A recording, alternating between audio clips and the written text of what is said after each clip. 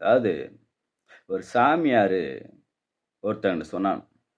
இந்த இடத்துல 10 அடி தோண்டுனா புதையல் இருக்கு அப்படின்னு. அவனும் அத நம்பிட்டு 2 அடி தோண்டுனான், 4 அடி தோண்டுனான், 6 அடி தோண்டுனான். கையெல்லாம் பொத்து ரத்தமா ஊத்துச்சு. விடல மறுபடியும் தோண்டுனான். ஊருக்காரவங்கலாம் கிண்டல் பண்ணாங்க. பைத்தியக்காரத்தனமா தோண்டிட்டு இருக்கான். எப்புட்றா புதையல் இருக்கு அப்படின்னு. 8 அடி வரைக்கும் கஷ்டப்பட்டு தோண்டிட்டான். அதுக்கப்புறம் அவனால முடியல. கடப்பாரைய தூக்கி போட்டு போயிட்டான். அந்த பக்கமா ஒருத்தன் வந்தான்.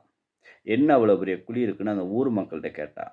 ஒரு பைத்தியக்காரன் புதையல் இருக்குன்னு சொல்லி அவன் பாட்டுக்கு தோண்டிட்டு பாதியோட விட்டுட்டு போயிட்டாப்பா. சரி நாம முயற்சி பண்ணலாம் அப்படின்னு சொல்லிட்டு அவன் மறுபடியும் கடப்பாரை எடுத்து ஒரு அடி தோண்ட ஆரம்பிச்சான். அதுக்கப்புறம் இன்னொரு அடி தோண்ட ஆரம்பிச்சான். தோண்டிட்டு கடப்பாரைய நங்குன்னு போட்டான். டங்குன்னு ஒரு சத்தம். என்னான்னு பார்த்தா புதையல். பாத்தியா?